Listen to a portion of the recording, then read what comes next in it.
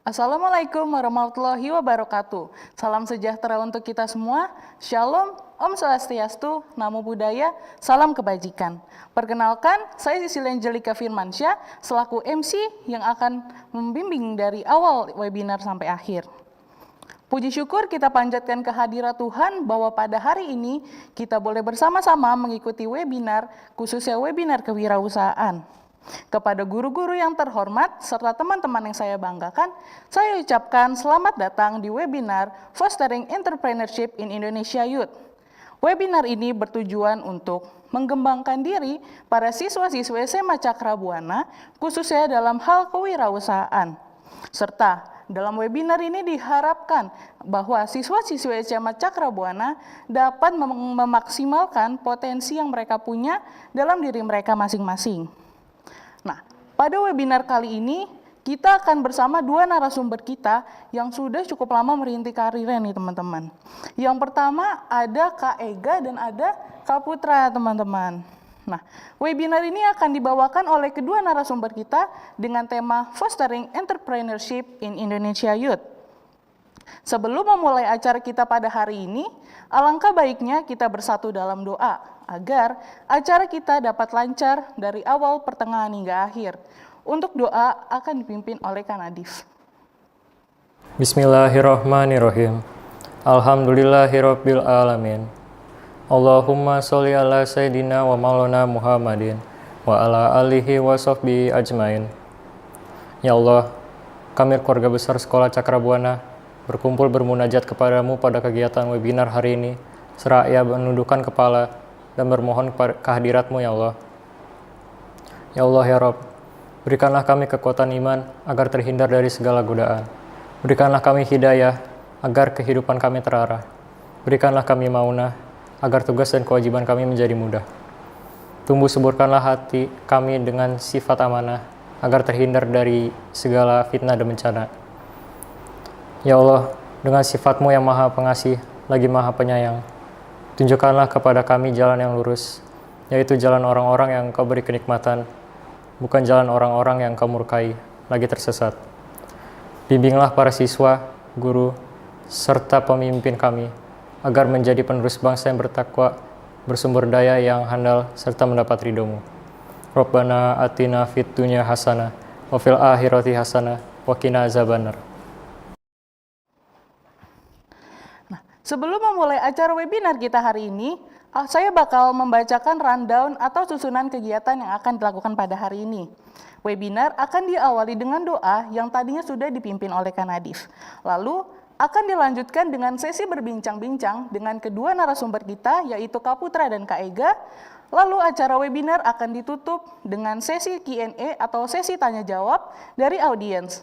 Untuk para audiens yang ingin menanyakan pertanyaan kepada Kak Ega dan Kak Putra seputar bisnis, dapat menanyakan pada kolom komentar YouTube atau kepada link Google Form yang tersedia. Nanti akan saya bacakan untuk dijawab oleh Kak Ega dan Kak Putra. Nah teman-teman, sebelum memulai sesi berbincang-bincang nih, aku bakal jelasin sedikit nih tentang Kak Ega dan Kak Putra.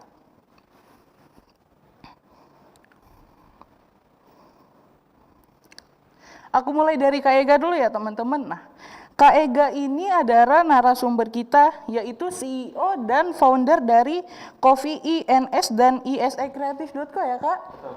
Nah, kalau kata Kak Ega ini tak kenal maka tak sayang. Maka nama lengkapnya Kak Ega adalah Muhammad Erlangga Satria. Kak Ega ini tuh lahir 30 Agustus tahun 2003 nih teman-teman. Kak Ega punya hobi traveling dan foto-foto ya Kak? Nah, di sini juga ada Instagram, nomor telepon, email, serta alamatnya Kak Ega nih. Nah, kita bakal lanjut ke riwayat pendidikannya Kak Ega. Kak Ega pernah bersekolah di MI Muhammadiyah 1, lalu dilanjutkan ke MTS Muhammadiyah 1. Dan Kak Ega ini adalah alumni SMA Cakrabuana ya Kak? Kalau boleh tahu tahun berapa tuh Kak? Tahun 2021. Tahun 2021 nih teman-teman. Dan sekarang Kak Ega sedang melanjutkan pendidikannya di Universitas Pelita Harapan. Berikut adalah pengalaman organisasi Kak Ega nih teman-teman. Salah satunya adalah Kak Ega pernah menjadi Ketua Umum Barwadiptra dan pernah menjadi anggota Barwadiptra bidang publikasi. Kak Ega juga pernah menjadi anggota bidang kajian dakwah Islam IPMC. Nah, selanjutnya di sini Kak Ega juga bagiin pengalaman kerjanya nih. Kak Ega pernah bekerja sebagai asisten fotografer ya Kak pada tahun 2016 dan pernah menjadi analisis cybercrime tahun 2021. Sekarang aku bakal perkenalin brand yang udah dibangun sama Kak Ega nih. Yang pertama adalah ISE More Creative. Nah, ini tuh berdiri pada tahun 2019, benar ya Kak Ega? Betul. Nah, ini bergerak pada bidang fotografi, videografi, desain logo, dan creative planner. Nah, di sini teman-teman bisa lihat ada contoh-contoh logo dan fotografi-fotografi yang sudah dikerjakan oleh ISE More Creative. Selanjutnya ada Coffee INS nih teman-teman. Nah, Coffee INS ini berdiri pada tahun 2020 dan mulai mempunyai toko offline pada tanggal 5 Juni 2020 ya Kak? 21. Dan teman-teman tahu gak sih kalau pada tanggal 11 Desember 2021 Coffee ISK ini udah punya cabang kedua ya Kak? Betul. Nah, Kak Ega ini punya target nih teman-teman kalau dia mau punya cabang baru pada tahun 2022 dan berkolaborasi dengan artis. Nah, di sini teman-teman bisa lihat alamat dari cafe shop yang dibangun sama Kak Ega, ada di Depok dan ada di Bintaro nih teman-teman. Next, aku bakal perkenalin Kak Putra nih teman-teman sekarang.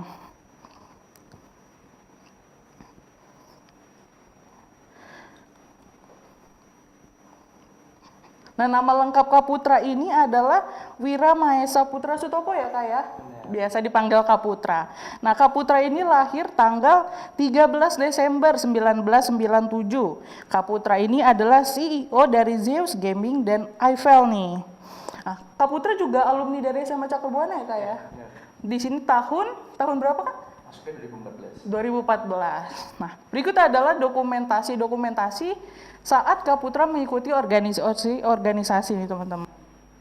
Nah, sekarang aku bakal kasih tahu nih perjalanannya Kak Putra. Kak Putra pada tahun 2014 mulai bisnis dengan sebagai reseller sepatu Vans ya Kak ya? Yes. Lalu pada tahun 2014 juga Kak Putra menjadi reseller dessert nih teman-teman. Pada tahun 2015 Kak Putra mulai mengembangkan lagi bisnisnya membuka toko online makanan yaitu Smooth Bolen yang berfokus pada dessert, benar Kak? Benar. Berfokus pada dessert dan masih tahun 2015 nih teman-teman, Kak Putra juga membuka warung Cemal Cemil. Nah, itu berisi apa aja sih Kak di warung Cemal Cemil itu? Sebenarnya sama aja kayak Smooth Bolen sih, cuman yang warung Cemal Cemil itu offline ya. Oh, berarti ada toko offline-nya ya Kak Yes, ya? benar. Nah, pada tahun 2015 juga Kak Putra mendirikan Zeus Gaming ya Kak ya. Nah, Zeus Sport Management ini terbentuk sejak 2015 ya Kak. Benar. Nah, organisasi ini tuh berfokus pada sepak bola virtual. Yes. Kalau sepak bola virtual itu contohnya gimana sih Kak biasanya? Mungkin kalau yang anak-anak cowok pada tahu kali ya kalau main game kayak FIFA atau Pro Evolution Soccer, sebenarnya kayak gitu sih. Berarti berfokusnya hanya pada sepak bola virtual game gitu ya Kak ya. Nah, e-sport management ini terdiri dari e-sport konsultan, e-sport team, dan talent management nih teman-teman. Nah, dari Zeus Gaming ini juga punya penghargaan yang udah cukup banyak banget ya teman-teman. Mulai dari nasional sampai ke internasional nih. Contohnya adalah seperti di Indonesia, di internasional ada Thailand Top Soccer tahun 2022 dan Southeast Asia Champion Lens Champion Thailand tahun 2019. Nah, Zeus Gaming ini juga berkolaborasi dengan klub-klub sepak bola ya Kak? Yes. Seperti di Indonesia dan di Thailand. Iya. Kak? Nah, kalau kata Kak Putra, take notes. Kak Putra mengatakan bahwa change your mindset, passionate, ready to adapt, unique, and market faces affirmation nih teman-teman. Nah, itu kira-kira sedikit perkenalan tentang kedua narasumber kita nih. Berarti sekarang kita bisa sapa kedua narasumber kita ya teman-teman. Oke. Halo Kak Ega dan Kak Putra. Halo. Berkenalan lagi Kak, yang Kak Ega yang mana, yang Kak Putra? Aku Ega. Halo, nama saya Putra. Nah, Kak Ega dan Putra, tadi kan aku udah jelasin sedikit ya tentang perjalanan karir Kak Ega dan Kak Putra.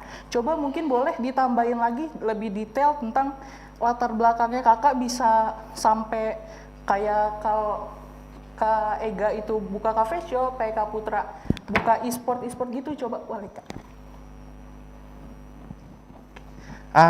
Pada awalnya sih untuk membangun coffee shop itu dimulai tahun 2020 gitu ya.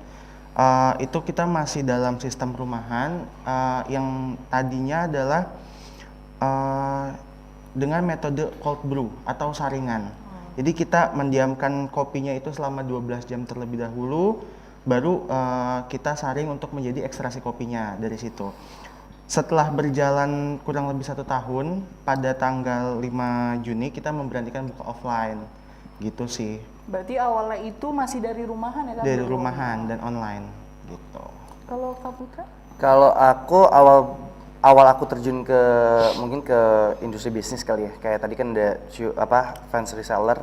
Itu sebenarnya pas aku kelas 3 SMP sih. Pas aku kelas 3 SMP itu aku coba cari uang jajan tambahan dari jualan sepatu reseller itu sih, karena sebenarnya simpel aja waktu itu, karena pengen dapat uang jajan tambahan untuk malam minggu sama pacar gitu. Okay. Tapi karena dari situ ternyata dapat uang sendiri itu nambah semangat, akhirnya kita coba saya coba aku coba ini sih, buka bisnis. Pertama bisnis yang bener-bener memang brand aku itu adalah Semoto Bolen. Nah, Semoto Bolen ini kebentuk pas aku ada di Cakra sebenarnya. Pas aku ada di Cakra sama kelas 1, itu kan tadi kamu udah sebutin aku sempat jadi reseller di Denu Coklat ya. Denu Coklat itu kayak sereal di jar gitu, terus ada melted coklatnya. Nah, waktu itu coba bikin brand sendiri namanya Semoto Bolen. Nah, Semoto Bolen itu tuh sereal di jar sama kayak Denu Coklat, tapi aku coba inovasiin dengan varian coklatnya dan serealnya aku banyakin. Kayak ada Rice Krispie, Honey Star, banyak lah kayak gitu.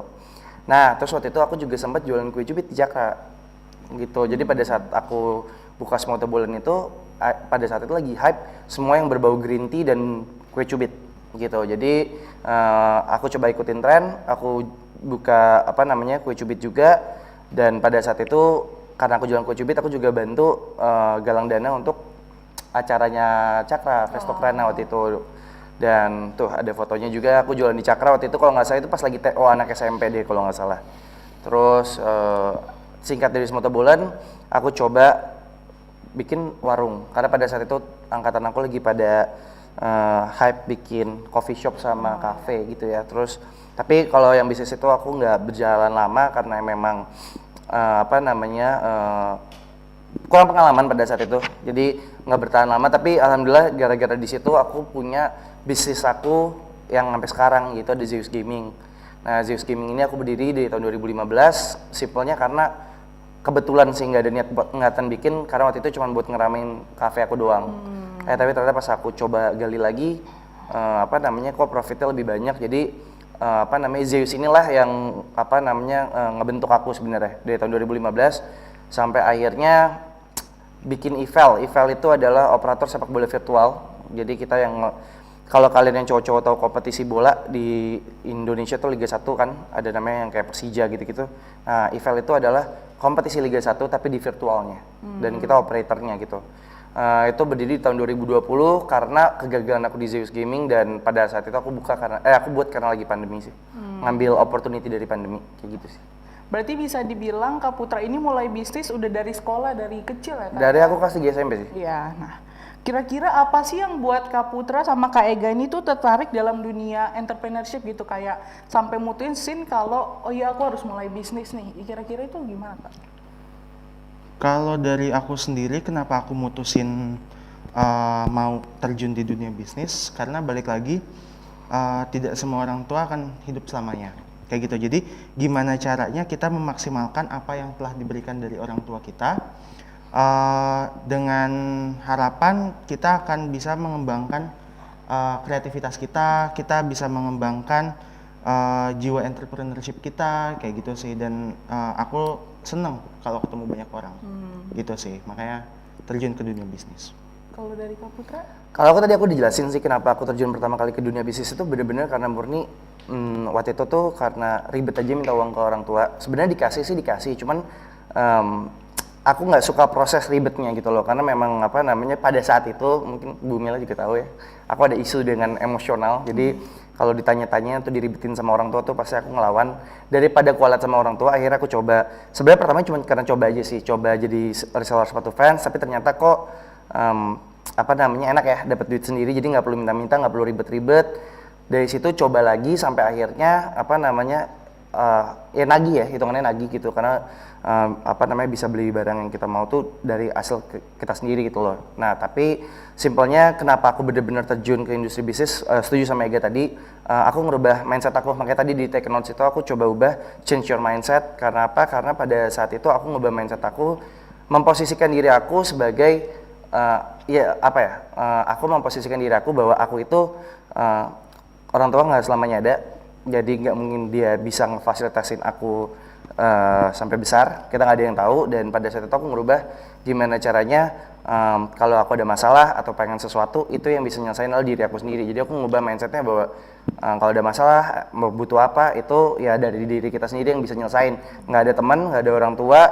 Jadi start dari situ, kalau aku mikir kayak aku mau apa atau ada masalah apa, itu pasti aku berusaha menyelesaikan sendiri. Makanya aku coba buka bisnis kayak gitu sih.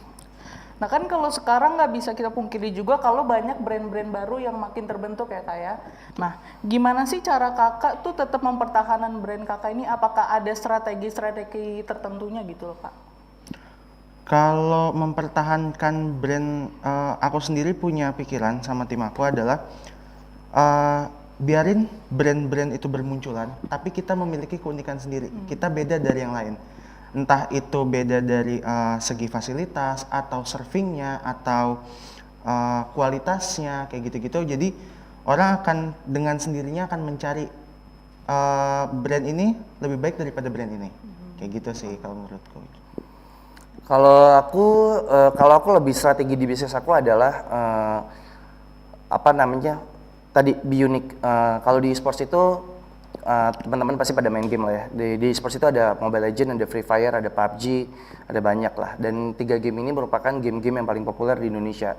Jadi pada saat itu Zeus Gaming juga kita beralih ke ngejalanin semua kategori game. Tapi gara-gara itu kita nggak ke spotlight tadi, kita kalah sama kompetitor. Jadi aku coba rebranding dengan memfokuskan di virtual football. Dengan aku fokusin ke virtual football, itu tuh aku ngambil segmen yang semua orang pada nggak ngambil. Jadi apa namanya, mungkin kalau Ega kan tadi coffee shop ya Ega ya, Yep, terus betul. apa namanya punya keunikan tersendiri. Kalau aku justru aku ngambil di segmen yang bener-bener nggak ada orangnya, nggak ada yang ibarat kata nggak ada yang terjun di situ. Jadi aku jadi leader marketnya. Jadi kalau misalkan aku ada brand yang masuk sejenis kayak aku atau kategorinya sama, justru apa ya, karena aku leader market di market itu, jadi mereka yang bakal ngikutin hype-nya aku gitu. Jadi be unique sih, ketika kalian be unique, ketika kalian tahu keunikan kalian dan kalian bisa menguasai market, ya di situ sebenarnya kita nggak usah mikirin kata Ega tadi, nggak usah mikirin yang lain sih, fokus sama keunikan brand kita sendiri biar jadi spotlight sih gitu. Berarti sebanyak apapun brand baru yang akan muncul, selama brand kita tetap menjadi unik, itu pasti Ya. orang bakal ngelihat. Kali itu aku ngalamin sendiri, sebelum waktu aku rebranding jadi fokus ke virtual football, aku selalu kayak kalau buat proposal ke sponsor itu selalu ditolak, atau bahkan namanya brand aku nggak terkenal. Tapi ketika aku rebranding dan sentuh market yang benar-benar segmented, justru bukannya aku yang pitching ke sponsor, tapi justru sponsor yang datang Betul, setuju. datang ke aku, karena memang nggak ada yang main di market itu. Dan kebetulan bola, ya kalian tahu bola di sini gede banget marketnya, cuman memang nggak ada yang lihat itu. Jadi aku coba lihat ambil market yang segmented. Nah kalau kita ngomongin bisnis pasti nggak lepas dari relasi ya kayak. Menurut kakak seberapa penting sih relasi itu, dan menurut kakak gimana cara kita bisa ngebangun relasi itu bisa jadi baik gitu kak? Khususnya dalam hal bisnis ya kak, kerjasama misalnya. Relasi penting banget. Mungkin Kak Putra juga setuju kalau relasi itu penting banget di dalam dunia bisnis, karena disitulah kita bisa dapat misalkan sponsorship atau enggak dapat teman untuk kerjasama kayak gitu-gitu. Dan untuk gimana cara dapetinnya adalah balik lagi bagaimana kita cara bergaulnya, dengan siapa kita bergaul, circle kita udah benar belum nih. Terus juga untungnya aku banyak banget dibantu dari abang dan orang tua yang memperkenalkan beberapa relasinya untuk sama-sama nih ngebangun dan memperkenalkan brand ini gitu sih. Kalau aku relasi itu benar juga, itu salah satu faktor terpenting sih dari semuanya. Let's say kalau kalian juga misalkan kalian beruntung punya modal uangnya banyak untuk buka bisnis tapi nggak punya relasi, sama aja bohong juga sih. Jadi kalau menurut aku relasi itu paling penting, dan gimana cara maintainnya adalah ngejaga reputasi kita sendiri sih. Jadi kalau dikasih kepercayaan sama orang lain, bener-bener harus harus memanfaatkan kepercayaan itu dengan baik. Jangan jadi kayak ada yang ngaji mumpung, jangan disalahgunain. Ketika udah reputasi namanya jelek, percaya itu juga pasti bakal susah sih untuk ke mana-mananya gitu. Kayak ngajak datang ke bisnisnya juga susah, ngajak kerja sama susah. Sebenarnya lebih ke jaga reputasi aja sih. Berarti emang relasi itu salah satu aset terpenting dalam buat mulai bisnis gitu ya Kak ya? Mindset sih sebenarnya. Kalau aku lebih itunya ke mindset, karena aku start dari nggak ada relasi juga sih. Kalau menurut Kak Ega dan Kak Putra ini, wirausaha yang baik itu seperti apa sih Kak? Wirausaha yang baik itu yang berani untuk mulai aja dulu. Ibaratnya sama aja lah kayak mungkin teman-teman semuanya udah pada tahu di TV-TV atau di YouTube, di platform manapun ada yang bilang mulai aja dulu kayak gitu kan. Nah itu benar adanya. Jadi jangan takut untuk memulai aja dulu. Jadi yang bisnis yang kecil pun nggak jadi masalah sih kalau menurutku. Kalau aku lebih ke konsisten aja sih. Maksudnya kalau wirausaha berarti sama aja kayak entrepreneur. Entrepreneur itu tuh pasti ngalamin situasi dan kondisi yang nggak bisa ditebak. Walaupun kita udah buat rencananya, pasti ada unexpected hal yang benar-benar nggak kita lakuin. Nah kalau kita nggak punya mental yang kuat dan nggak konsisten gitu, kayak misalkan kena masalah sedikit down langsung mau itu ya susah juga. Jadi menurut aku sih gimana cara jadi wirausaha yang baik itu konsisten ngerjain apa yang dia lakuin sih gitu. Contohnya kalau yang sekarang mungkin kalau digital udah pada tahu Gozali kan, dia konsisten ngelakuin selfie dari tahun berapa sampai sekarang.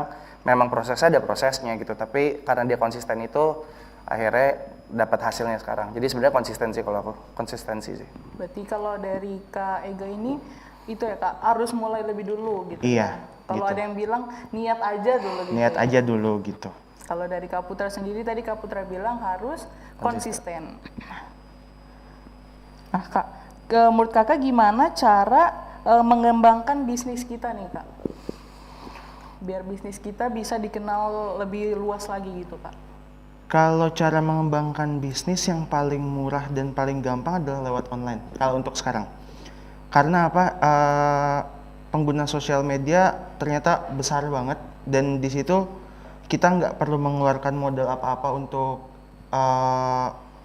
memperkenalkan produk kita, ya at least ngeluarin paket data lah gitu, sama butuh gadget. Paling itu adalah cara salah satu bagaimana kita brand kita bisa dilirik sama orang. Jadi lewat online itu hal yang paling termudah sih. Kalau aku sebenarnya, aku juga tadi udah tulis di notes aku juga, itu adalah passion. Passion yang dimaksud adalah passion about learning sih, passionate about learning. Jadi kayak di era digital kayak sekarang, kalau kalian, by the way, entrepreneur itu sekarang ada yang kita buka bisnis dengan ada produknya, ada juga yang karena digitalnya sekarang udah maju, profesi itu ada yang baru-baru sekarang, ada selebgram, ada influencer. Jadi itu bisa dibilang juga sebagai ya anak muda sekarang nyari uangnya juga dari situ gitu. Nah gimana cara kita bisa berkembang atau mengembangkan bisnis kita, passionate about learning. Kita harus semangat untuk belajar hal-hal baru di internet, karena tadi kata Ega bahwa sekarang kita dipermudah, generasi kita juga dipermudah dengan permajuan digital sih. Jadi kalian bisa ngelihat apa kira-kira yang bakalan ngetren, apa yang lagi ngetren. Nah kenapa butuh banget passion untuk belajar, karena kita biar bisa siap-siap kira-kira kalau misalkan kayak Ega mungkin online shop gitu, kira-kira kayaknya promosi di Instagram lagi nggak bagus nih, terus ketika kita belajar lagi ternyata TikTok lagi ngetren, makanya kan sekarang TikTok udah ngetren dibandingkan Instagram gitu kan sekarang. Jadi kita emang harus belajar, semangat untuk cari tahu sih. Jadi biar kita bisa mempersiapkan diri untuk apa nih kira-kira transisi habis ini, biar kita bisa up to date di market aja sih, kayak gitu. Nah, berarti kan kalau dari jawaban Kak Ega dan Kak Putra ini tuh mungkin lebih mendominasi kalau secara online gitu ya Kak ya. Kira-kira ada nggak sih kan nilai minusnya kalau online itu kita pemasaran produk kita secara online, kira-kira ada nggak sih nilai minusnya? Nilai minusnya kalau aku dulu buka waktu semua bulan itu endorse ya. Kalau aku endorse, pengalaman aku di endorse itu adalah aku sempat endorse beberapa artis, dan beberapa artis itu rata-rata masyarakat tahu bahwa mereka fake ini sih, fake apa? Apa yang mereka Fake ucapkan itu review. bohong. Fake review. Jadi kadang mereka nggak percaya gitu aja dari online. Jadi justru itu aja sih kekurangannya, karena mereka nggak bisa ngerasain asli, mereka masih duga-duga beneran enak kayak gitu. Itu sih kesulitan ngebuat promosinya, gimana cara orang itu trust sama brand kita. Itu sih kalau online. Ya, sama. Kalau untuk online juga susahnya bagaimana kita apalagi produknya makanan gitu ya. Orang ini trust dengan rasa dan kualitasnya kita sih. Itu yang harus kita benar-benar bahwa apa yang kita tampilkan di dalam online ini memang benar adanya, bahwa brand kita ini terbaik gitu loh. Itu sih. Betul. Dan kalau soal marketing juga itu bisa jadi backfire juga buat brand kita gitu loh. Gitu saja. Berarti emang orang itu harus merasakan dulu sebenarnya asli dari misalnya cita rasa makanan kita. Itu kan. salah satunya. Karena kan kalau pandangan orang tentang review-review tuh pasti ada beberapa orang yang mikirnya kalau itu pasti fake review gitu kan. Yep. Nah, menurut kakak bisnis itu bisa dikatakan berhasil tuh kalau udah mencapai titik mana sih kak? Kalau aku sendiri ya, balik lagi, kalau misalkan sudah dikenal banyak orang, kalau untuk di dunia finansialnya adalah kalau sudah BEP, break even point, kayak gitu-gitu, itu adalah titik di mana kesuksesan itu terjadi sih kalau menurutku. Sebenarnya sama sih kurang lebih gimana bisnis itu berhasil ya tergantung niat dari awal kita aja. Pertama kita pasti mau profit. Yep. Nah kalau ketika udah mau profit, gimana bisnis itu tolak ukur bisa dibilang berhasil? Salah satu faktor pertamanya adalah dibilang BEP. Apakah bisnis itu sehat apa enggak gitu. Kalau udah BEP dan udah make profit itu bisa dibilang sehat. Kedua, kalau misalkan brand itu udah dapat trust, kalau udah dapat trust dari sebenarnya banyak brand yang udah terkenal juga tapi nggak dapat trust. Kalau aku lebih ke brand trust sih. Kalau orang itu udah percaya sama brandnya dan punya di marketnya dia udah dipercaya, menurut aku itu bisnisnya sukses. Gitu. Tadi kan kakak nyebut BEP ya kak. Boleh kali kak dijelasin BEP itu apa sih? Mungkin ada teman-teman yang belum tahu tentang. BEP itu break even point. Kalau bahasa simpelnya balik modal lah. Iya, balik Balik modal. modal lah. Itu bahasa simpelnya. Balik modal lah. Sebenarnya kalian ngeluarin berapa, at Harus least balik minimal modal. uang itu udah balik aja Iya. gitu. Kalau udah balik itu namanya BEP kalau di dunia financial. Kalau nggak untung seenggaknya balik modal dulu gitu. Ya, biasanya kayak gitu. Nah, gimana sih cara kakak tuh nyeimbangin kehidupan bisnis dengan kehidupan personal? Contohnya kayak Kak Ega kan sambil kuliah ya kak ya. Kalau Kak Putra dulu sambil sekolah bahkan. Nah itu gimana sih kak cara nyeimbanginnya? Deketin guru. benar. Deketin guru. Deketin dosen ya. Deketin guru maksudnya kayak biar guru juga pengertian sama kesibukan kita sih. Makanya dulu suka dihukum sama MST karena telat datang. Tapi maksudnya kita aku juga pada saat itu tahu waktu mana, misalkan kalau udah mau ulangan mau apa pasti ya bakalan berubah gitu. Tapi kalau enggak ya tanya aja lah. Kayak gitu. Balik lagi sih, gimana caranya kita time management aja, menyesuaikan waktu kita. Soalnya waktu yang kita punya, kita sendiri yang tahu, gitu sih. Nah kak kalau ada gak sih orang-orang di sekitar kakak tuh yang paling membantu kakak dari nol titik bisnis sampai titik sekarang ini tuh yang paling support kakak banget tuh siapa sih kak?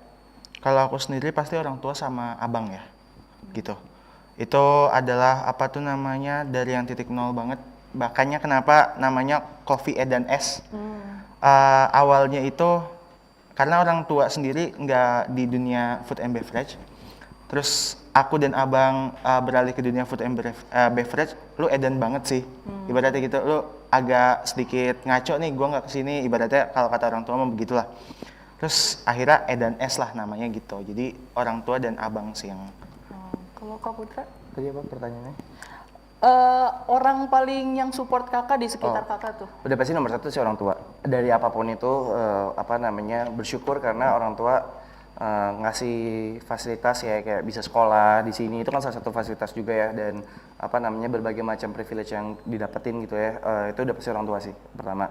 Kedua adalah tim sih. Kalau dari aku sendiri aku bener-bener ngerasain tim aku, karena pada saat itu mungkin kalau nggak ada tim aku nggak bakal jalan sih Zeus sama Ivel, karena pada saat itu aku bener-bener modal nekat aja, nggak ngegaji mereka, cuman mereka modal percaya aja sama aku, dan sampai sekarang masih ada banyak banget juga yang nemenin. Jadi yang kedua tuh sebenarnya tim gitu. Kalau yang ketiga apa namanya yang support di situ dong, sih berdua dong. Berarti kan kakak sekarang udah punya banyak tim gitu ya kak. Kalau Kak Iga mungkin karyawannya udah mulai banyak. Nah itu tuh gimana sih cara kakak nge-recruit karyawan gitu loh kak? Maksudnya ada tips-tips tertentu gak sih supaya misalnya kayaknya ini orang bisa dipercaya buat ngejalanin bisnis kita juga gitu? Kalau untuk masalah percaya itu balik lagi ke diri kita sendiri, kita percaya dulu nggak nih sama nih orang, kayak gitu. Kalau kita sudah memberikan kepercayaan, orang itu akan memberikan kepercayaan ke kita. Tapi kalau gimana sih caranya kita merekrut kayak gitu, ya balik lagi, kalau aku sendiri sih banyaknya via online ya, kita blast di Instastory atau kita blast di komunitas-komunitas kopi kayak gitu-gitu sih. Jadi dari situlah circle-nya terbentuk. Oh, nanti ada orang yang kirim CV, terus kita interview dulu, segala macam, kita tes dulu. Sudah selesai tes, sudah dan lain-lainnya, terus kita ada sesi training dulu. Dalam training misalkan 3 hari, 4 hari, dia cocok nggak nih sama kinerja kita, sama cara kerjanya kita. Kalau nggak cocok, oke, ganti. Kalau misalkan cocok, oke, kita pertahankan, gitu sih. Kalau dari Kak Iga? Kalau dari aku sebenarnya lebih ke, aku pasti ngambil dari orang terdekat semuanya dulu sih, yang ada di lingkungan aku, entah itu dari temen, karena itu dari dulu sih, kayak aku jualan kue cubit juga aku pasti bakal ngajak temen aku dulu yang ada di SMA, sampai ke bawah pas aku udah di Zeus atau aku udah di Ivel, semua rata-rata tim aku itu dari teman-teman dekat aku semua. Kenapa? Karena aku punya prinsip bahwa kalau aku sendiri, tolak ukur aku sendiri, kalau misalkan aku dibilang berhasil itu ketika aku berhasil ngebawa teman-teman di sekitar aku juga berkembang sama kayak aku. Jadi aku percaya bahwa apa namanya, kayaknya mendingan rekrut tim dari teman-teman dekat sendiri, biar kita sama-sama berkembang bareng. Kayak misalkan walaupun dia nggak punya expert di bidang itu, aku punya pengalaman. Jadi aku bisa bantu dia, dan secara nggak langsung dia pasti bakal learning by doing juga. Jadi kalau aku sebenarnya nggak pernah rekrut secara online di di LinkedIn atau gitu-gitu, aku nggak pernah. Aku pasti selalu dari teman-teman sekitar dulu, karena memang goals aku juga setelah ukur kesuksesan untuk aku sendiri adalah ketika aku berhasil bawa orang-orang di sekitar aku sukses juga sih. Jadi aku pasti semuanya orang-orang sekitar gitu. Menurut kakak tahapan tersusah dalam memulai bisnis itu apa sih kak? Tahapan tersusahnya adalah niat dan konsistensi sih. Itu paling susah. Biasanya udah niat, udah berjalan sebulan, 2 bulan, 3 bulan, nanti biasanya bulan ke-6 atau bulan ke-7 itu udah mulai bosen biasanya. Sudah mulai yang kayak udah deh, apalagi online ya. Udah deh, kok yang beli cuma segini ya. Jadinya nggak konsisten gitu loh. Itu sih yang paling terberatnya. Kalau dari aku diri sendiri sih. Ya benar kayak tadi, diri sendiri itu tuh tantangan terberatnya kan tadi ya. Tantangan terberatnya adalah merubah mindset dari diri kita sendiri untuk bisa terjun sih. Kenapa? Karena pasti kebiasaan dari generasi kita tuh kebanyakan excuse kayak ngapain sekarang, nanti aja, orang juga masih dapat fasilitas dari orang tua, atau misalkan nanti aja masih sekolah, nanti aja, kebanyakan excuse-nya sampai akhirnya ya nanti bakal keenakan di zona nyaman. Jadi sebenarnya tantangan terberatnya adalah ngerubah jatuhnya ke niat sih, jatuhnya niat gimana caranya kita mau mandiri gitu. Sebenarnya alasan orang mandiri itu ada macam-macam banget kan, mungkin ada yang mau ngebantu orang tuanya, mungkin ada yang, kalau aku tadi awalnya buat nambah uang jajan jalan sama pacar. Nah, niat itu harus dicari dulu sih, tujuannya untuk apa? Apakah niatnya untuk nambahin untuk ngedevelop diri sendiri?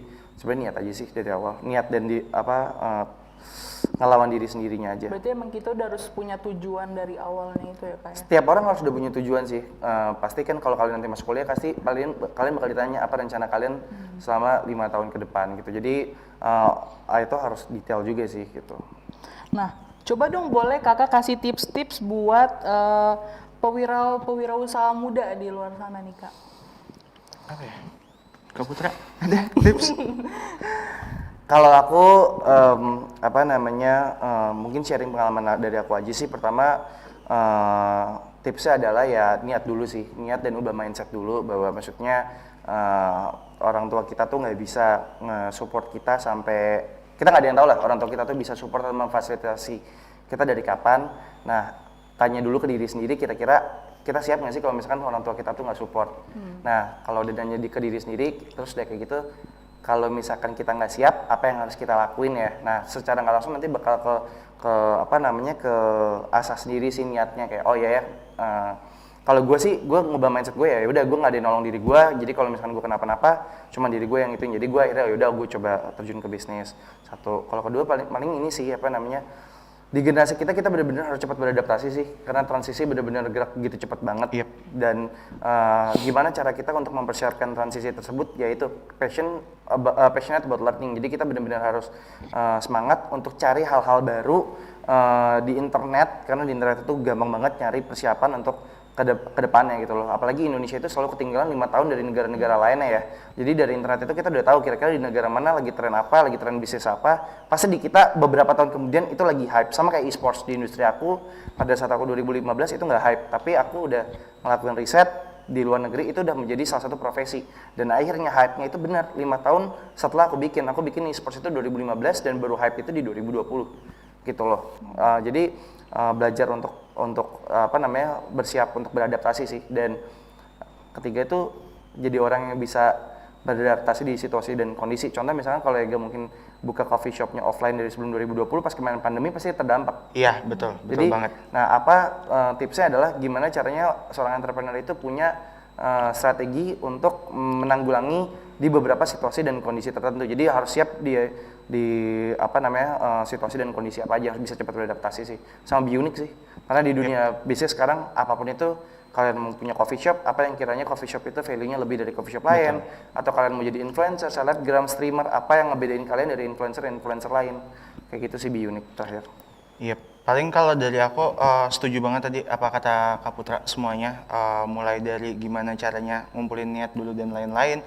Terus ada juga untuk masalah dari diri kita optimis apa enggak nih untuk ngejalaninnya, itu dulu sih.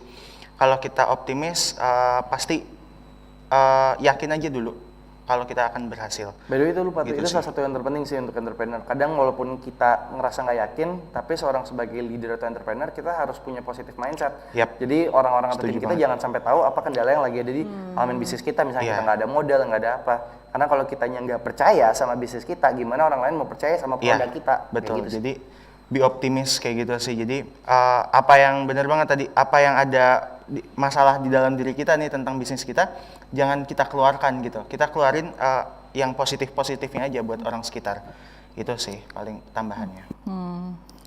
Nah Kak, menurut kakak tuh goals kakak ke depannya itu pengen ngapain sih Kak untuk brand-brand kakak ini?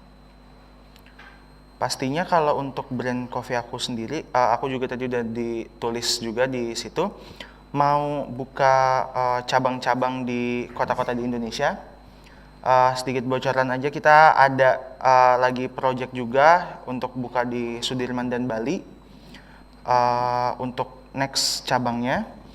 Jadi doain aja semuanya, semoga lancar-lancar aja. Dan targetnya itu sih, aku pengen kerjasama sama artis atau influencer seperti brand-brand sebelah yang memang sudah berkolaborasi gitu sama artis, sama influencer kayak gitu-gitu sih.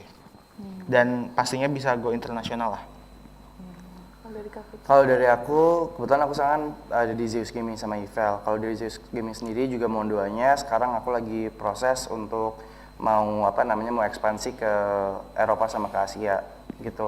Kebetulan aku ada aku jadi agent pemain juga. Jadi aku mau ekspansi ke Thailand sama ke Eropa. Tapi kalau untuk Ivel sendiri, aku targetin selama 5 tahun ke depan perusahaan aku udah IPO sih. Gitu. Oke, nah jadi teman-teman ini dia sharing-sharing dari Kak Putra dan Kak Ega ya teman-teman. Selanjutnya kita bakal lanjut ke sesi tanya jawab dari audiens nih Kak. Yang pertama nih Kak, menurut Kakak kesalahpahaman apa dalam dunia bisnis yang sering membawa kegagalan saat membuat bisnis? Kesalahpahaman apa?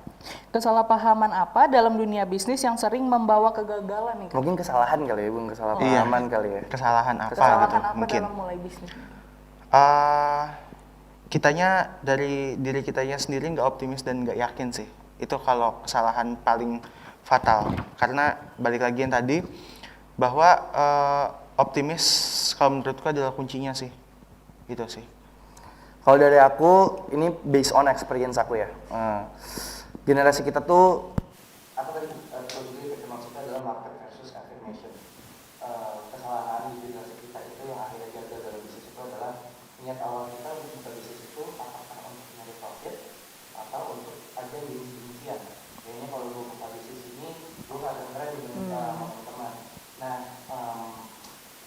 itu yang sering terjadi kesalahan kayak apakah dia benar buka bisnis karena ngelihat ada demand dari marketnya, ada permintaan dari marketnya, atau karena memang dia buka bisnis untuk ajang pamer-pamer atau keren-kerenan. Itu yang gue lakuin di warung Cemal-Cemil gitu. Pada saat itu teman gue lagi buka coffee shop, terus buka barber, buka pokoknya bisnis yang lagi hype pada saat itu gitu. Bukannya gue menyalahkan mereka pada buka itu ya, tapi akhirnya gue kemakan gengsi, ngerti nggak, kayak gengsi kayak wah temen gue buka coffee shop keren nih gitu. Akhirnya gue buka, aku buka warung aku buka warung tapi tanpa persiapan apa-apa karena benar-benar modal gengsi, dan akhirnya ya aku gagal sih. Maksudnya bukan gagal ya, aku dapat pengalaman yang berharga, tapi maksudnya itu salah satu bisnis aku yang gagal, cuman bertahan 2 bulan doang. Berarti emang kalau diawali cuma karena gengsi, karena ikut-ikutan tuh nggak bakal bertahan lama ya? Betul. Benar. Karena kalau misalkan emang kita pertamanya butuh afirmasi, butuh pujian, bisnis itu secara nggak langsung kalau bisnis produknya itu dipercaya atau laku, afirmasi itu bakal datang dengan sendirinya. Setuju. Sih. Gitu. Jadi niatnya awal mau dapat pujian, mau dibilang keren, atau karena emang mau cari duit gitu. Kalau misalkan mau cari duit, bisnis apa aja nggak usah malu gitu loh. Kayak anak zaman sekarang nggak ada yang mau tuh buka bisnis misalkan kayak apa kayak yang di pinggiran. Kalau gue kalau demand-nya ada kenapa enggak gitu. Pada gengsi sih sebenarnya kayak gitu. Oke, sebelumnya buat teman-teman yang mau tanya sama Kak Ege dan Kak Putra, boleh langsung tanya di kolom komentar di YouTube ini ya teman-teman. Ditunggu ya, yang penasaran banget nih soal pertanyaan-pertanyaan yang mau diajukan ke Kak Ege dan Kak Putra. Nah Kak, ada yang tanya juga nih, tadi kan salah satu cara imbangin bisnis dan daily life itu deketin guru ya Kak ya. Nah, mau nanya Kak, kira-kira kadang-kadang ada guru yang killer gak nih, yang susah dideketin gitu loh Kak? Boleh tau gak itu siapa yang nanya? Aduh, gak boleh. Kayak tahu sih siapa yang Kayaknya nanya. guru sendiri sih Kak. Kayaknya guru sendiri guru ya yang nanya. pernah ngamatin Jangan gitu sih. kayaknya. Bisa jadi. Kalau guru killer, gue selalu dihukum sama Bu Mila sih. Oh, mau Bu Mila. Oh, Bu Mila gitu. Karena waktu itu jangan nanti ditiru sama ada. Jangan. Makanya gue bukannya killer sih kalau Bu Mila. Gue nggak pernah dimarahin yang nggak apa-apa ngomong gue. Ya, gue nggak pernah dimarahin yang sampai kayak parah banget sebenarnya. Cuman gue selalu ketahuannya sama dia, sama Bu Mila aja gitu. Atau nggak sama Mesti gitu. Memang dua guru itu adalah guru-guru tegas sih Kak. Iya, kalau Memeli juga pernah. Memeli kayak gitu. Kalau dari Kak Ega? Kalau aku sendiri pas SMA juga siapa ya? Paling nggak ada sih. Paling Pak Helmi. Pak Helmi itu yang support sih kadang, tapi kadang juga suka ngomelin kayak gitu-gitu. Paling kayak gitu sih pas aku SMA. Kan kalau untuk kuliah masih belum ketahuan nih sama dosennya, orang masih Zoom kok. Ibaratnya jangan dicontoh ya, cabut-cabutan juga nggak kelihatan banget gitu. Nah waktu itu cara kakak ibaratnya ngegoda gurunya tuh gimana sih gitu loh? Sebenarnya kalau guru tuh cuma butuh bukti doang sih ya. Maksudnya kalau misalkan jujur nakal di kalangan anak SMA itu wajar ya, kita nggak mungkin nggak ngelakuin hal-hal nakal gitu ya. Selagi nakalnya masih di batas yang wajar, tapi di satu sisi kita juga harus buktiin walaupun pada saat itu misalkan aku jarang masuk atau aku bandel, tapi aku nggak pernah jelek nilainya gitu. Jadi maksudnya tahu situasi dan kondisi aja sih. Yep. Dan seiringnya pasti guru pendekatannya udah beda gitu loh. Pertama kalau misalnya kita nakal pasti kita dimarahin. Tapi kalau ternyata guru itu tahu, oh ternyata anak ini tuh sebenarnya bisa ya gitu loh. Walaupun nakal, bisa, guru tuh pasti ngerti juga. Apalagi guru itu pengalaman udah lebih banyak gitu. Apalagi guru-guru juga ada punya anak. Tahu lah masa-masa kita tuh masa-masa yang ada masa nakalnya gitu. Asalkan kita bisa buktiin aja sih ke guru. Menurut gue sih kayak gitu ya. Pasti kan kalau mulai bisnis pasti nggak semua orang support kita, pasti ada aja omongan yang sering menjatuhkan kita kan Kak. Nah cara kakak nanggepin omongan yang kurang enak kayak itu gimana sih Kak? Ya kalau aku sendiri balik lagi lebih baik masuk kuping kanan keluar kuping kiri. Tapi kalau memang itu adalah kritik yang membangun, kenapa tidak kita lakukan untuk to be better di brand kita sendiri gitu guys. Kalau aku lebih ke balik sih cuek aja sih, maksudnya karena dari awal buka bisnis juga kadang yang nggak support itu datang dari kalangan terdekat juga gitu loh. Iya. Dan tapi sebenarnya kalau baru mulai bisnis ya terima aja karena memang bener kok bisnis kita yang diomongin misalkan belum maju belum apa ya. Cara ngebalasnya itu dengan cara ngebuktiin aja sih. Tapi justru cacian-cacian itu datang kalau misalkan bisnis kita udah terkenal gitu. Iya. Kalau bisnis kita udah naik semakin maju justru itu semakin banyak banget orang-orang yang nggak support untuk menjatuhkan bisnis kita gitu sih, kayak gitu sih. Berarti semakin besar brand kita pasti semakin banyak juga orang yang iri sama Yes, brand kita. benar. Itu justru ketika kita lagi misalkan ibarat kita lagi di atas, justru jangan kayak lengah kayak gue lagi di atas. Justru itu kalau kita nggak siap beradaptasi lagi, kita pasti bakalan jatuh sih. Betul, setuju. Karena itu bisa datang dari mungkin dari partnernya nanti berpengkhianat atau nggak dari orang-orang yang support, banyak sih. Itu justru semakin tinggi kalau kita nggak prepare kita bisa jatuh lagi sih. Berarti harus semakin tinggi harus makin berjaga-jaga sama Yes, gitu ya. gitu bukannya cepat puas malah. Nah, ini ada juga Kak, tanggapan Kakak bagi mereka yang kurang privilege tapi punya tekad yang kuat buat mendirikan entrepreneurship. Oke. Kalau privilege itu kita kalau ngebahas aspek privilege itu ada banyak loh. Privilege itu nggak semuanya tentang ini yang suka salah kaprah. Privilege itu selalu yang tentang uang. Padahal privilege itu bisa datang misalkan dengan kalian bisa disekolahin di sekolah yang bagus, di Cakra. Kalian itu udah dapat privilege, dapat pendidikan yang bagus. Kedua, misalkan ternyata orang tua kalian juga punya latar pendidikan yang bagus, itu privilege yang bagus. Dan privilege itu ada banyak, nggak semua tentang uang. Kalau dibilang aku sendiri, alhamdulillah maksudnya papa dan mamaku berkecukupan. Itu salah satu privilege. Tapi aku nggak gunain untuk modal. Kenapa? Balik lagi karena aku justru ngerubah mindset aku yang bisa ngebantu aku itu adalah diri aku sendiri. Jadi aku baru menggunakan privilege orang tua itu tahun 2000 ketika aku buka Zeus. Aku minjem garasi rumahnya gitu. Sebenarnya kalau kita bisa lihat aspek mungkin kalau kalian ada garasi bisa bikin coffee shop dari situ. Iya, benar banget. Aku juga udah nunjukin kan aku bikin itu dari garasi rumah gitu loh. Jadi privilege itu nggak selalu datang dengan Soal uang gitu ya. Kalau punya tekad justru ya bagus. Kalau punya tekad dan dia punya jiwa entrepreneur, dia pasti bakalan cari tahu dia bakal cari jalan gimana caranya bisnis itu jalan. Iya. Dan for your information aja, Ival itu gue waktu itu modal cuman 25 juta dan padahal gue butuhnya ratusan juta dan gue percaya aja gitu. Kalau punya tekad itu privilege itu cuman ini aja sih, cuman salah satu faktor pendukung lainnya. Iya. Tapi kalau dibahas masalah Faktor uang, utamanya faktor utamanya itu bukan diri privilege, kita. faktor utamanya itu diri kita sendiri. Yap. Dan gimana cara kita menggunakan privilege yang ada, skopnya lebih luas lagi. Privilege itu nggak tentang uang, privilege itu tentang banyak hal. Privilege kalian punya guru-guru di sini, guru-guru kalian bisa diajak sharing, Iya. itu sebuah privilege. Mungkin ada orang yang nggak sekolah, dia nggak bisa sharing sama guru-guru. Privilege itu skopnya luas banget. Privilege tentang teman-teman Teman-teman, sekitar. circle, kalian Circle. punya circle yang sehat apa enggak? Yep. Circle yang mendukung apa enggak? Kalau kita ngobrol tentang privilege itu bakal jauh banget gitu. Dan itu yang suka disalahgunain sama anak-anak untuk nggak mau start. Itu ya tadi, nggak mau start karena gue nggak punya privilege. Iya. Nah, kalau ditanya privilege apa? Pasti nggak jauh-jauh tentang modal. Nah itu menurut aku ya, itu salah. Privilege itu nggak apa-apa tentang modal. Sudah salah di dalam mindsetnya dia sih kalau mikirnya udah kayak gitu ya Kak ya. Berarti orang di sana tuh mikirnya kalau privilege itu pasti tentang uang-uang gitu ya Kak? Pasti. Mayoritasnya seperti itu. Ya. Padahal privilege tuh kadang dari sekitar kita tuh bisa disebut Oke, dengan privilege-nya nggak usah tentang uang di sekarang. Kalian punya HP kan?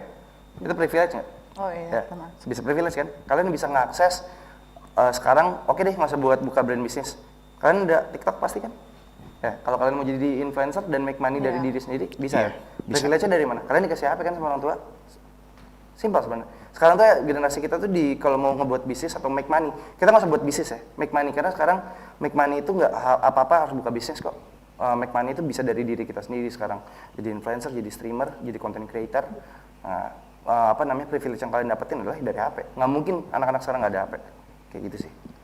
Nah kan di sini Kak Putra milih bidang e-sport, Kak Ega milih coffee shop ya Kak ya. Nah, apakah pertimbangan yang terjadi gitu Kak? Apa karena Kakak ngelihat kalau passion di bidang e-sport dan di passion cafe shop itu bagus gitu Kak? Apa Kakak ngelihat potensinya gitu Kak? Tentu aja, aku pada awalnya adalah melihat potensi gimana sih caranya nih coffee shop bisa bangkit. Apalagi walaupun coffee shop di Indonesia ibaratnya cuman beda ruko aja udah ada coffee shop lagi. Tapi disitulah persaingannya. Gimana caranya kita mencari keunikan dari kita sendiri, gitu sih. Keunikan dari brand kita sendiri. Itu adalah tantangan yang lumayan challenging. Paling itu sih kalau aku sendiri. Iya, apa sih pertanyaannya? Kan Kak Putra milih bisnis e-sports. di e-sport Kenapa? ya? Kenapa? Apa kakak ngeliat? Sebenarnya simpelnya karena passion sih. Pertama, kalau kalian, nah itu tips juga sih salah satu anak muda kalau misalkan anak muda nggak tuh kayak udah tua aja, itu kayak untuk generasi kita kalau mau terjun itu sebenarnya lebih ke tentuin dulu arah passionnya kita tuh apa. Kalau gue kenapa gue terjun di e-sports karena itu passion gue. Jadi somehow ketika gue, aduh bisnis gue lagi di bawah, gue nggak ngerasain kayak gue lagi di bawah karena gue ngerjainnya berdasarkan passion gitu loh. Gue suka main game, ini merupakan hobi gue. Mungkin kalau yang lain hobinya nongkrong, itu nggak salah ya, nongkrong kalau misalkan circle-nya bagus itu bisa jadi Bagus. gitu. Atau misalkan kayak apa ya, Suka makan, suka review makan. Hobi orang tuh ada banyak. Salah satu hobinya gue itu adalah main game. Nah, gue berpikir pada saat itu gimana caranya hobi gue ini mendatangkan duit buat gue. Jadi kenapa pada saat itu milih e-sports, karena simple itu passion. Dan ketika dipelajarin lebih lanjut, belajar lebih lanjut, ternyata memang e-sports ada potensinya. Jadi diiringin sama passion juga sih. Jadi diiringin sama market dan ada passion juga. Apa tantangan terbesar kakak dalam mengembangkan bisnis kakak dan gimana cara kakak menanggapinya? Apa? Tantangan terbesar. Tantangan terbesarnya. Kalau untuk di coffee shop sendiri, apalagi di Depok ya, coffee shop itu udah sangat banyak banget merajalela. Yang tadi aku bilang beda ruko samping aja udah ada coffee shop lagi. Balik lagi, gimana caranya kita memunculkan keunikan dari brand kita sendiri, bagaimana kita mencari marketnya sendiri, bagaimana kita cara untuk menjaga customer kita supaya balik lagi sama kita. Itu sih tantangan terberatnya, dan lainnya paling marketing dan lain-lain sih. Itu tantangan terberatnya. Kalau gue sendiri tantangan terberatnya sebenarnya di dalam bisnis kan. Ketika itu ya tadi ya, tantangannya kalau lagi di bisnis adalah ketika lagi tetap diri gue sendiri sih, karena kalau misalkan lagi down, lagi misalkan gagal, produknya nggak apa, kalau down ya bisnisnya nggak bakal lanjut tuh biasanya. Jadi tantangan terberatnya adalah gimana caranya kita bisa bangkit kalau kita lagi ada kegagalan, itu satu. Kedua, ya kita evaluasi juga sih, tantangannya itu gue karena e-sports itu pelakunya ada banyak banget dan pada saat itu berhalangannya sama modal, jadi ya itu sih tantangannya dua itu sih, modal dan relasi gitu. Berarti bener ya, kayak kalau kita ngejalanin bisnis yang sesuai sama passion kita, itu kita nggak bakal ngerasa capek. Ya, betul. Bener. Karena kan ibarat kata kita ngejalanin kayak sehari-harinya kita aja gitu. Nah, menurut kakak, jika kita ingin sukses dalam dunia kewirausahaan, skill-skill apa yang harus kita kembangkan sejak sekarang nih kak? Personal branding, kalau menurutku sendiri. Karena dari personal branding sendiri, orang kenal kita dan orang juga akan melihat brand kita. Aku sendiri sih utamain personal branding. Karena di era digital sekarang personal branding salah satu aspek terpenting ketika kalian mau mulai bisnis. Tapi kalau untuk simpelnya, kalau untuk generasi kita sih bukan soft skill ya jatuhnya, lebih ke itu termasuk soft skill sih. Jadi lebih ke ningkatin kemampuan berpikir analytical dan critical thinking-nya. Jadi gimana cara kalian bisa menganalisa potensi-potensi bisnis yang akan datang dan berpikir kritis apakah bisnis itu ada marketnya nggak, ada permintaannya nggak di pasar. Jadi sebenarnya simpelnya pertama ini aja sih, tetap balik lagi ke pikiran sih pasti kalau ke generasi kita tuh harus punya kemampuan analytical dan critical thinking yang bagus. Karena kalau udah dua itu, ya kalian pasti pintar lah melihat peluangnya dan menganalisa pasarnya. Gitu. Nah, menurut kakak, jika kita ingin sukses dalam dunia kewirausahaan nih kak, nah menurut adik nanya nih, kalau kira-kira besar gak sih kak budget untuk membuat bisnis seperti kakak? Untuk aku sendiri, modalku itu nggak begitu besar pada awalnya. Pada awalnya itu yang tadi aku bilang, aku cuman butuh toples atau jar gede dan kopi dan bahan baku lah. Kalau bahan baku standar pasar aja kita ngikutinnya, tapi gimana caranya kita mencari penjual yang lebih murah.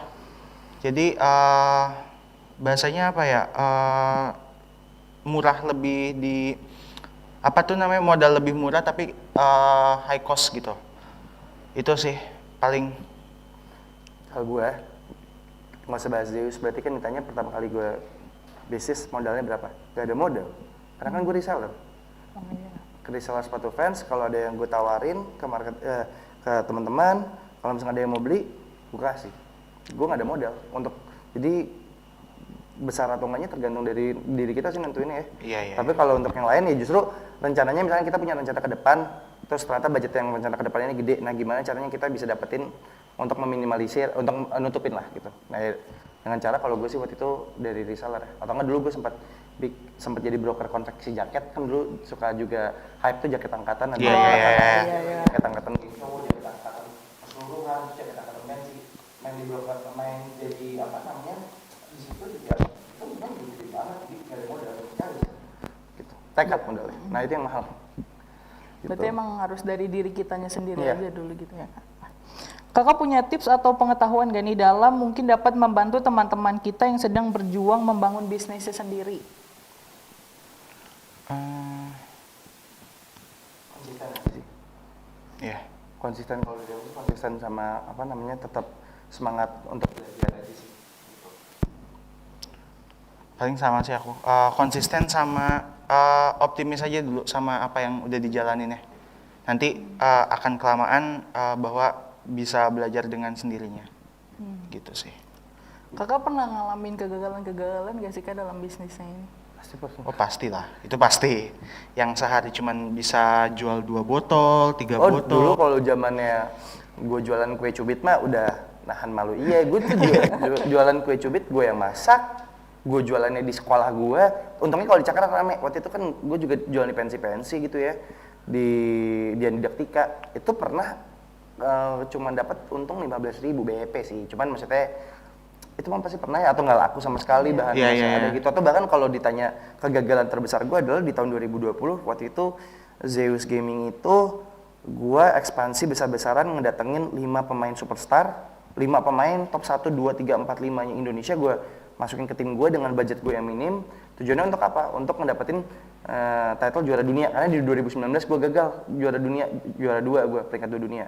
Nah gue punya target itu, taunya ekspansi gue itu malahan gagal dan modal gue habis gitu. Tapi di situ akhirnya kebangun Ivel dan malah dapat investasi besar juga sih. Tapi kalau kegagalan tuh kalau menurut kita semua sih percaya bahwa adalah proses belajar ya Kak ya. Iya, kalau gue sih kegagalan itu modal kita untuk naik beberapa step ke depan sih. Yap, Gitu betul. kayak maksudnya nggak munafik, lo pasti bakalan down, pasti bakalan apa, tapi Bahkan capek kayak gitu-gitu. gimana caranya lo bisa keluar dari situasi itu, karena akhirnya gua agak ulas lagi. 2020 gue gagal, itu gue terpuruk banget, budgetnya gue nggak ada. Akhirnya pokoknya ketemulah gue ide bikin Ivel, gue dapet investasi dan rezekinya gue di 2021. Gue bukannya dapet juara dunia aja. Di 2021 gue pemain gue yang slot Asia, pokoknya slot masuk ke juara dunia itu cuma 4. Tapi 3 pemain gue masuk semuanya dan salah satunya juara dunia gitu. Jadi juara 1, juara 3 dan juara 4. Jadi yang tadinya gue cuma mau juara dunia, gue mah dikasihnya lebih gitu loh. Gitu, lebih banget dari Zeus prestasi, dari Ivel malahan dapat investasi juga gitu. Jadi kegagalan itu merupakan sebuah langkah kita untuk maju beberapa step ke depan sih. Nah, tadi kan kakak berdua bilang kalau supporter utamanya pasti orang tua ya Kak. Saat kakak bilang sama orang tua nih untuk mau memulai bisnis, nah respon orang tua kakak tuh gimana sih Kak? Kaget terus kayak yakin nih.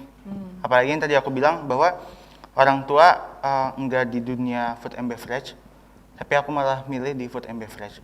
Mereka pasti kaget sih, kayak kenapa milih ke bidang ini gitu sih. Terus gimana sih cara kakak ngeyakininnya gitu Kak? Dengan kita kasih dulu nih produk kita ke dia.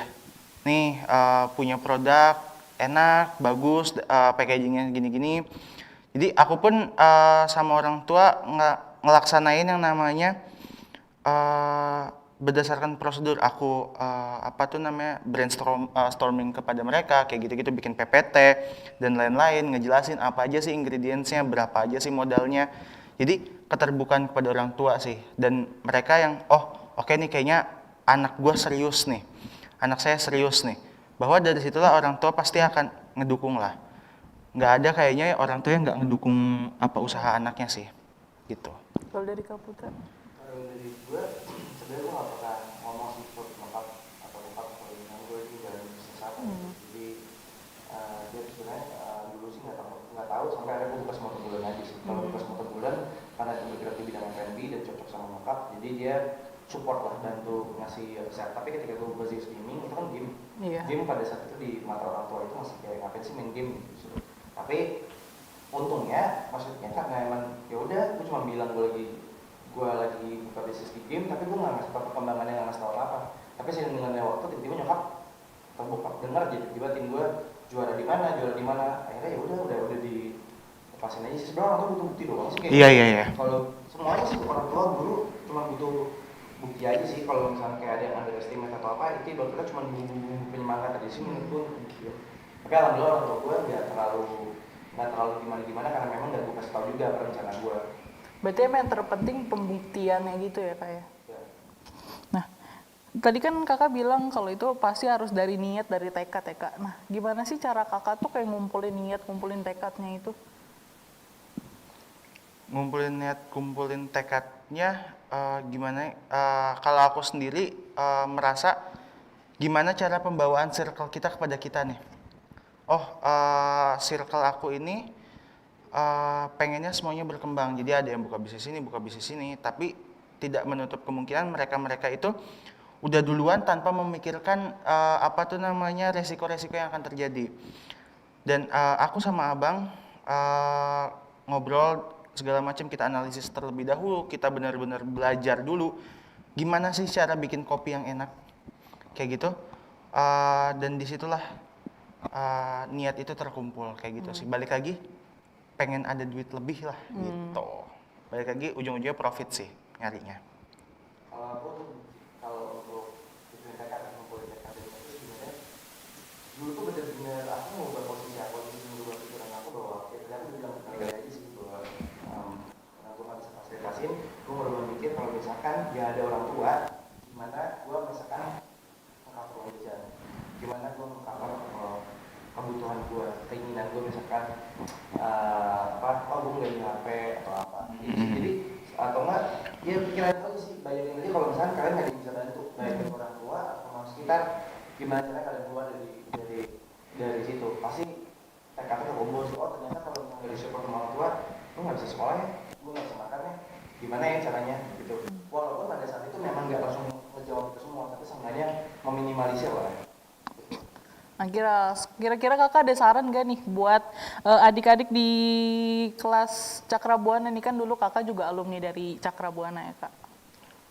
Paling sarannya belajarnya dulu, kumpulin ide-ide kalian dan coba berani memulai salah satunya. Itu sih kalau saran dari aku. Kalau dari aku ya sih tadi dijawab itu maksudnya sama semangat untuk belajar hal-hal dari aja sih. Ya, sekarang kalau misalnya kalian belum mau menjadi seorang pebisnis atau entrepreneur, banyakin pengalaman baik di organisasi, entah itu di kepanitiaan, karena itu modal penting untuk kalian melangkah ke jenjang selanjutnya. Kalau kalian aktif sekarang organisasi, kalian bisa tahu gimana caranya manage sebuah acara talk show, MC, kalian udah tahu tuh manajemennya gimana. Itu pengalaman-pengalaman yang berharga untuk kedepannya sih. Jadi nggak harus mulai bisnis, banyakin aja pengalaman aja.